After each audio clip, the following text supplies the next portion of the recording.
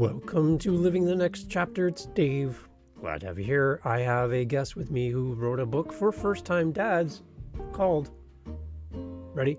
First Time Dad. Oh, come on. Right? There you go. It's right in the title. So if you know somebody who is going to be having a new life added to their home, this is the perfect book for you to share. Or for you, if it's you. If it's you, congratulations. First Time Dad is the book title. James has a podcast as well, and it is called Dad Mind Matters. Dad Mind Matters, Parenting, Marriage, and Mental Health for Men. Great podcast, by the way. Short little episodes. And if you want somebody with mad ukulele skills, yeah, James has got you covered. So go check out his podcast, link in the show notes. Be sure to click over there. Support James in the beautiful UK. He's here to talk about his book, though. First Time Dad, here on Living the Next Chapter. Happy to have you here. Again, great episode to share with any dads out there. Whether you are a new dad-to-be, you are like me and your kids are all gone, this is still a great episode for all dads to talk about how we can be great first-time dads. Here you go, on Living the Next Chapter. Here's a little taste of his podcast, and then we're going to jump right in. Here we go. Hi there, my name's James, and thank you so much for checking out my podcast, Dad Mind Matters, helping men to safely navigate family life without losing their minds.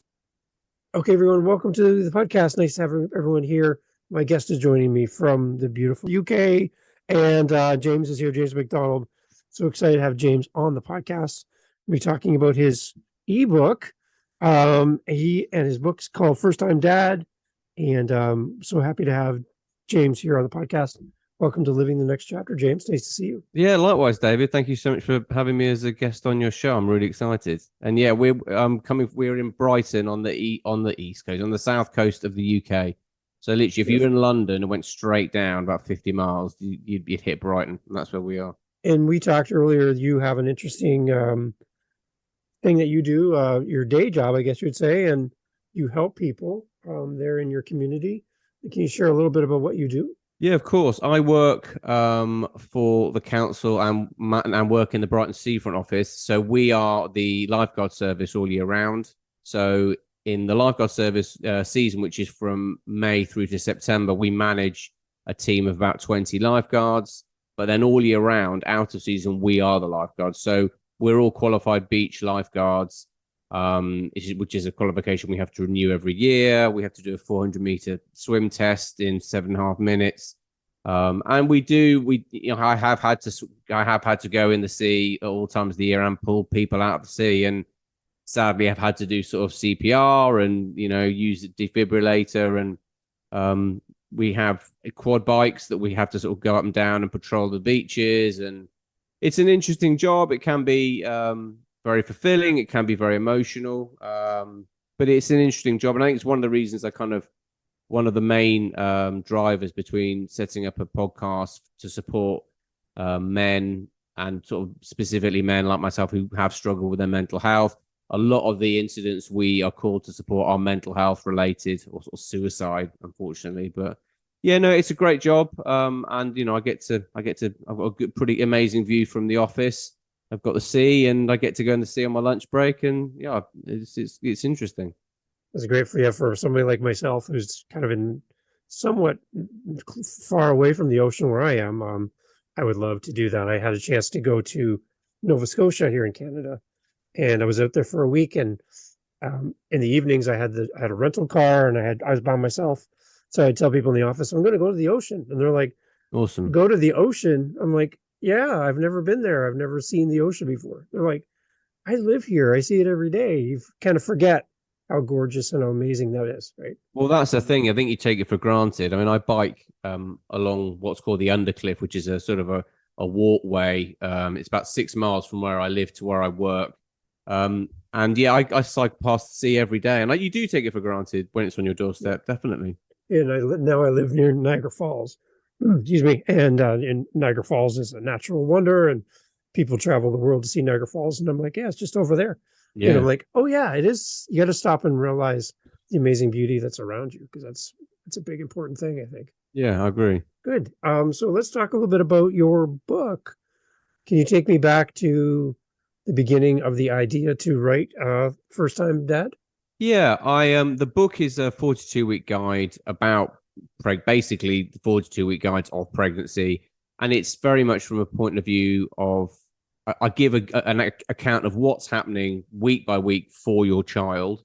So as it's developing what sort of growth stage it's at, but also what's happening not only for your partner, her body, but also potentially your relationship, sort of the pressures, what may be going on, what barriers may happen, from week 1 to week 42. Because I think certainly when I became a dad in 2012, we've got 3 children.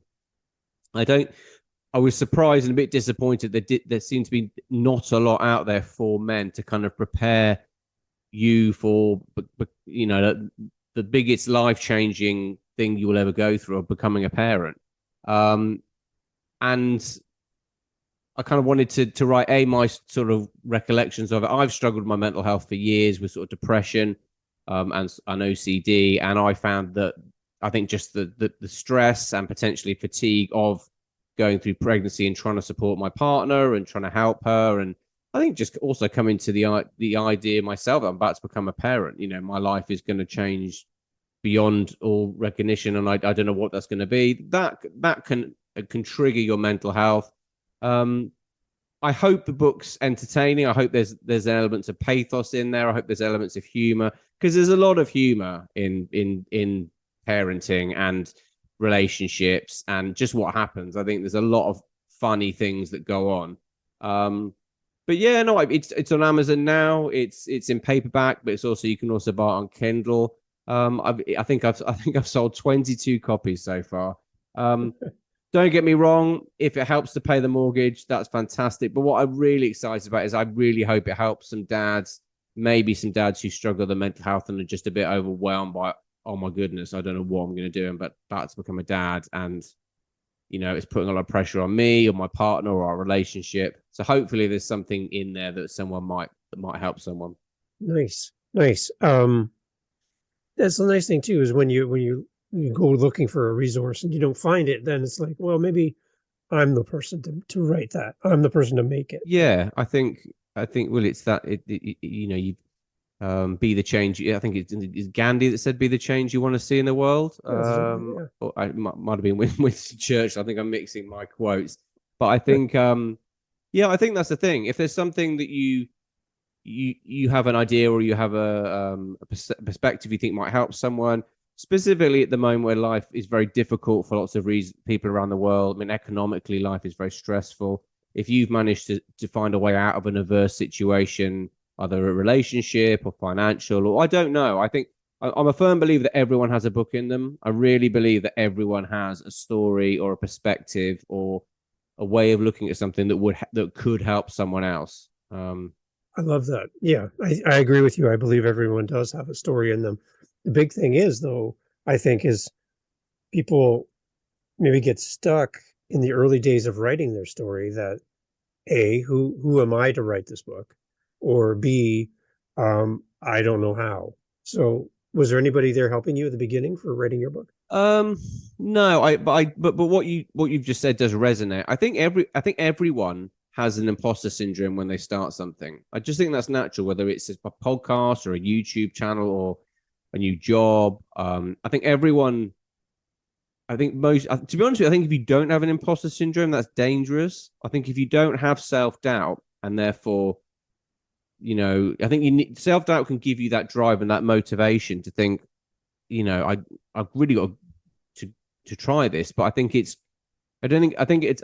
rather have an element of imposter syndrome than delusion. I think if you're writing something, I'm amazing, this is brilliant, then I think you're going to struggle. Whereas I think if you're a bit more realistic and maybe think, well, I'm going to write something, but it might not be my first draft, might not be brilliant, and you're quite humble about it, and you're prepared to show people and prepared for feedback, then you're more likely to actually write something that's successful. Because ultimately, and this might sound harsh, if you're trying to write a book that you would like to sell on Amazon, I think the one thing you've got to remember is actually no one cares specifically about you yet.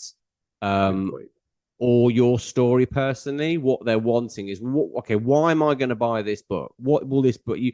And I think a good book takes someone from A to B, teaches them something, but does it in an entertaining way. So it's not like you were at school and you're reading books and like, this feels like school. A good book, you should come out feeling like you've been on the journey with the author and you've learned something really important that they learned through the story. And I think certainly becoming a parent helped me to trust my own ability a bit, which I think if you've anyone out there who struggles with mental health or has OCD or intrusive thoughts, trusting yourself is a very big problem, whether it's checking doors or just doubting yourself or having intrusive thoughts. So for me, doubting my own ability is quite a strong theme in my life naturally. And I think just the idea of, who am I to write a book, and you kind of worry about things. And actually, I think it's good to do these things, to challenge yourself and give it a go. Worst case scenario, it ends up not being the success you think it is, or even worse, it becomes a bit of a nightmare and it becomes an amusing story you tell to your friends in the pub or over a dinner party. But you learn so much by challenging yourself and doing things a bit out of the ordinary. But I think anyone can write a book.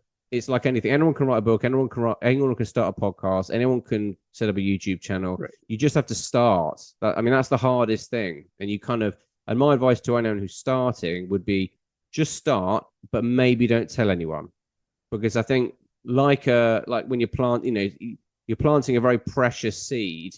If you get too many opinions, maybe from people who don't know why you're doing it or enough about it, enough, opinions of people who may be intimidated by your drive and wanting to do something differently might kill the idea. My advice would be do something kind of under the radar, and actually to the point where you're enjoying it so much, or it's starting to get its own momentum.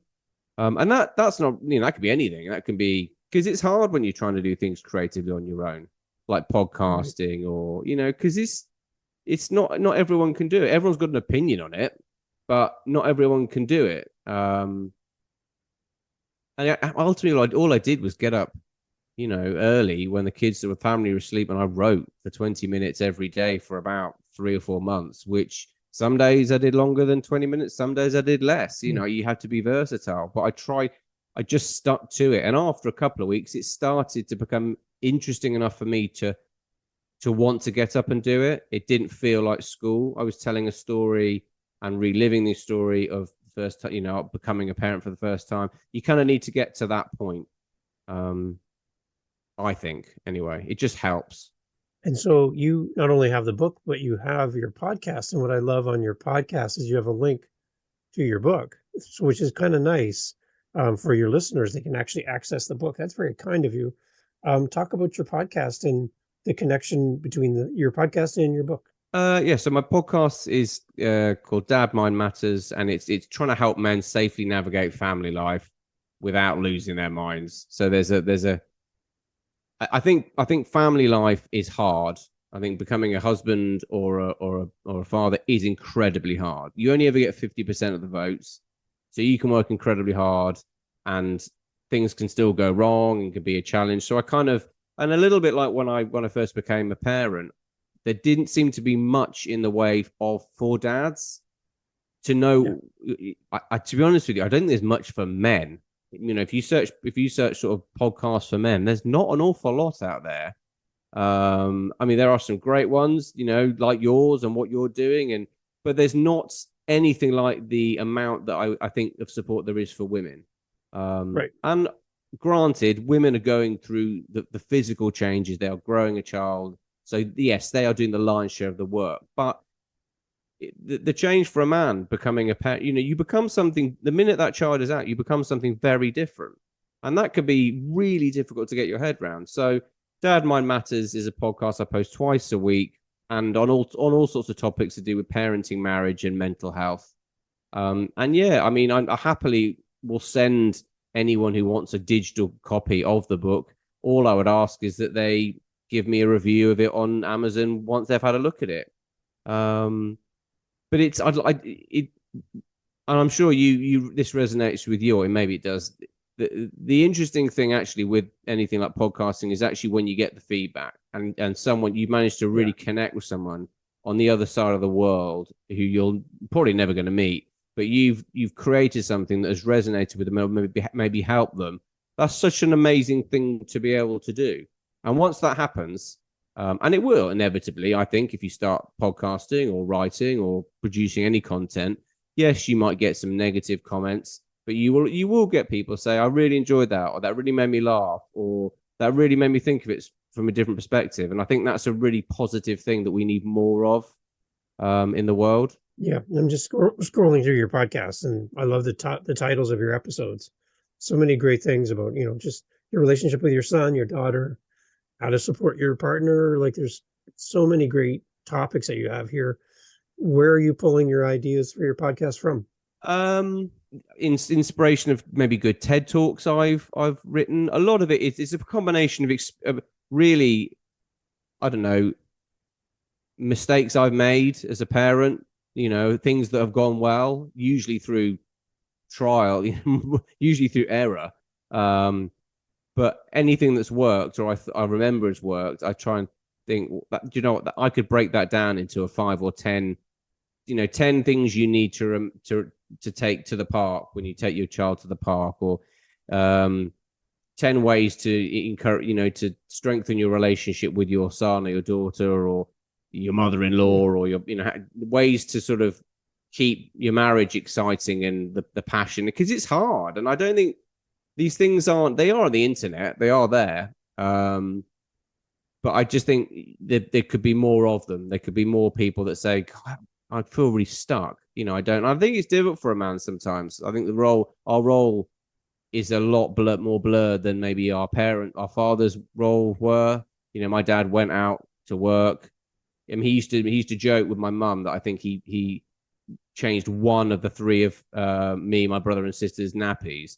My role isn't like that. It's more 50-50. My wife works full time, I work full time, but we both do an equal share of the housework and the childcare. And actually, I love that, but I don't think you're as prepared, because I don't think a man will naturally have the same physical link potentially with your child, because the mother-child bond is naturally potentially going to be much stronger. Yeah. So let's talk to the dad that's going to be a new dad, maybe coming up this week.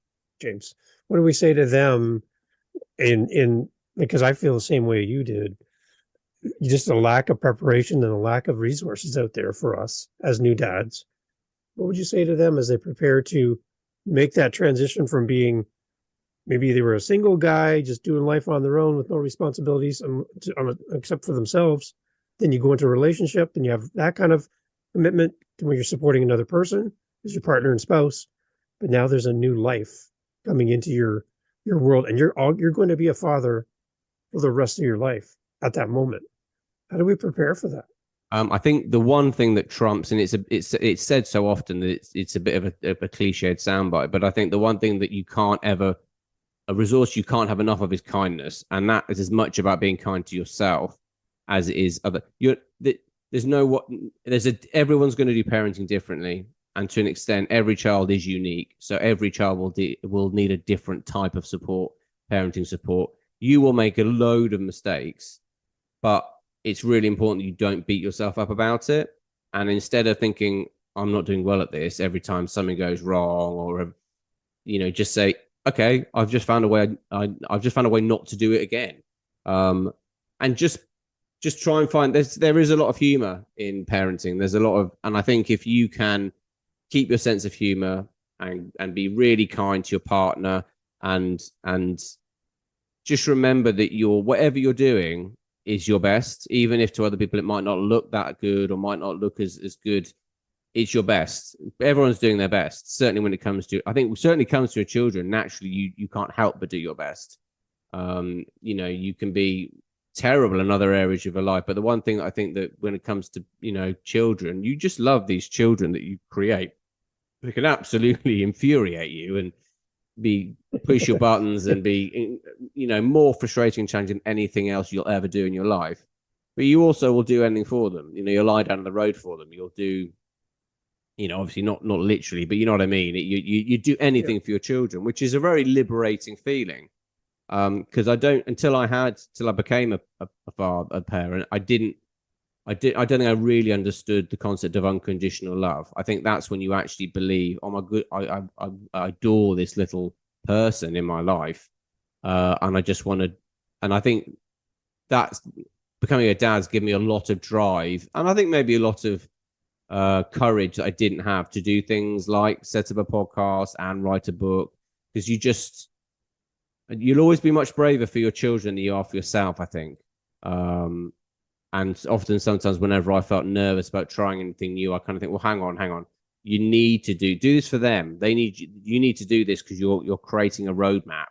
This needs to be an example of when they're challenging in life and they're thinking, I'm stuck, I don't know what to do. You think, well, actually, I remember Dad, writing 10 awful books, and then number 11 wasn't bad, number 12 was all right. I think you need to show that resilience, and instead of and just kind of say, look, I'm enjoying it. It's fun learning, because I think there's a danger that when you finish school or you get into your 30s or 40s, you think, I'm done with learning. And I don't think you are. I think you learn. I mean, so I'm sure you can relate what you learn when you set up a podcast, just the editing and just the physical understanding of the components of. It's interesting, and it's like once you start, it's like, this is amazing, and you get some feedback on it.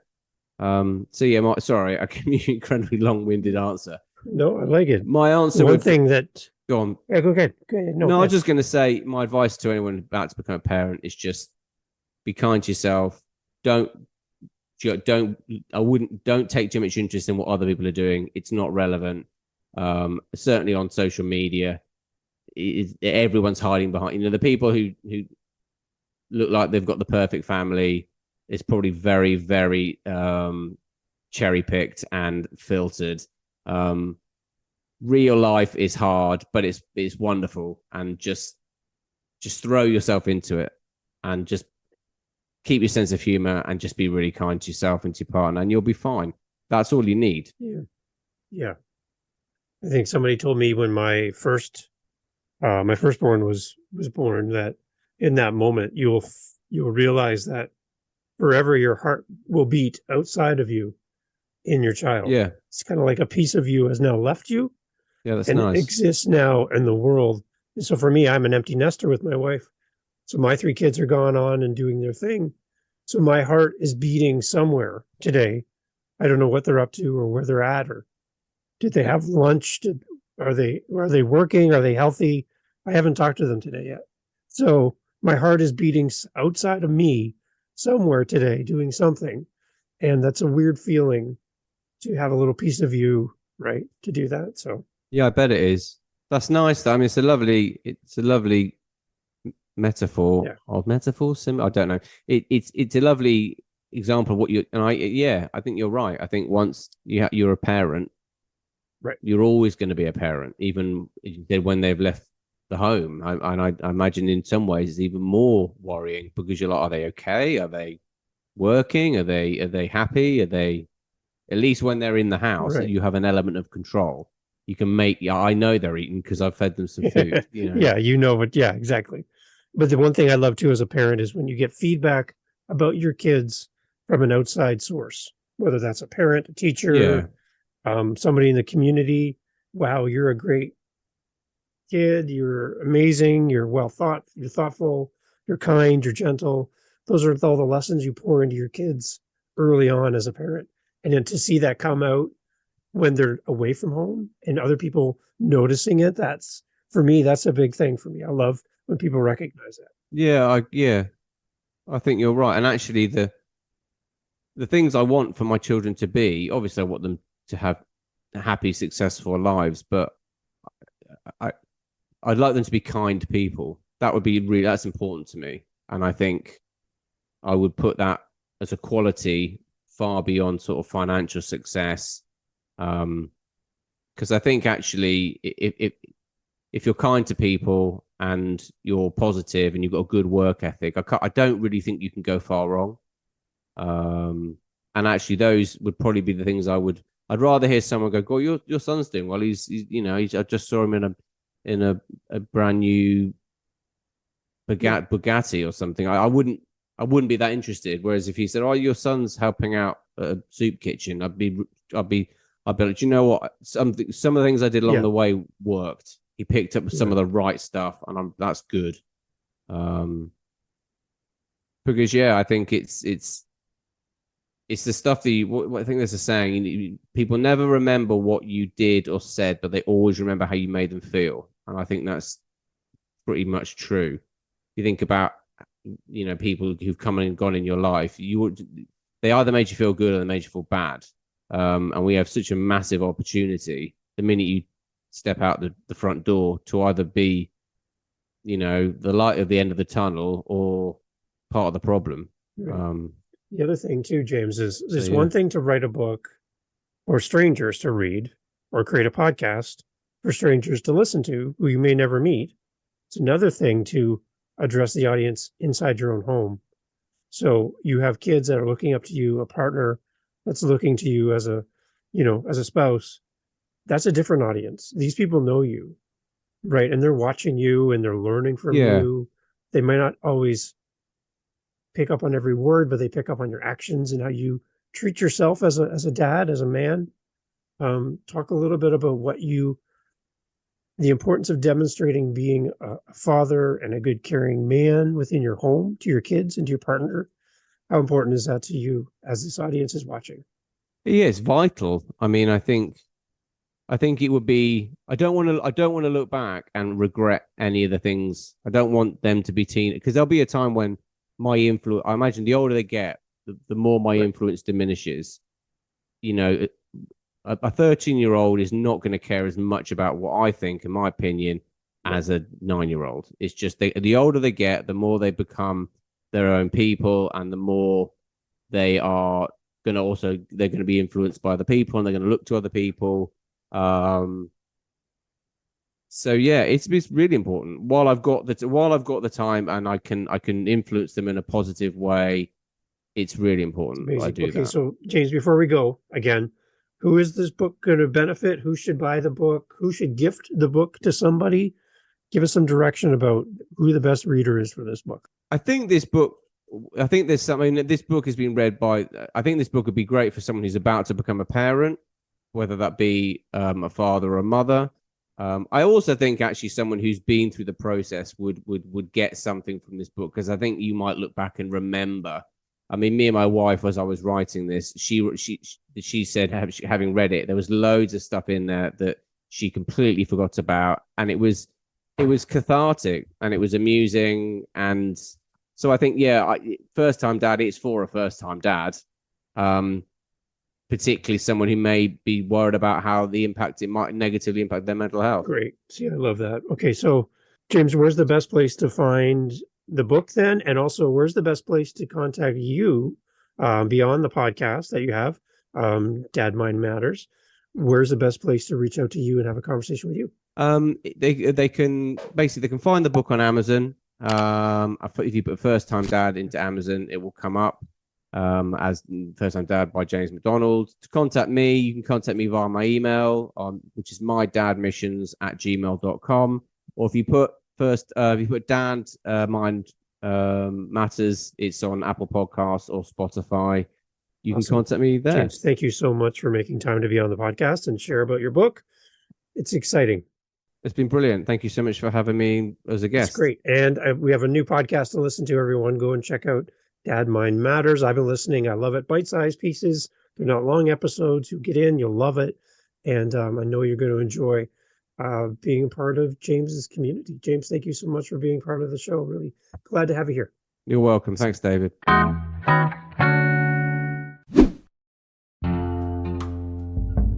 Okay, well, thank you for being here on Living the Next Chapter. I hope you enjoyed this episode. We enjoyed having you here on the podcast. Our authors are amazing. I hope you appreciate their time, their effort to make this possible. If you know an author, if you want to recommend an author, That's a good idea. Hey, if there's an author that you really would love to hear about or hear from, if you tell me, if you send me a message, you speak pipe on our website, livingthenextchapter.com, send me an email, go over to livingthenextchapter.com, send us a message. We will forward your message to that author and say, listen, you are being requested to be on Living the Next Chapter. Our audience can't wait to hear from you. You can help shape the show. Yeah, you. You could do that right now, actually. You got a minute, right? Okay, how about you do that? livingthenextchapter.com. I'll see you over there. Recommend an author. Yeah. See you. Thanks.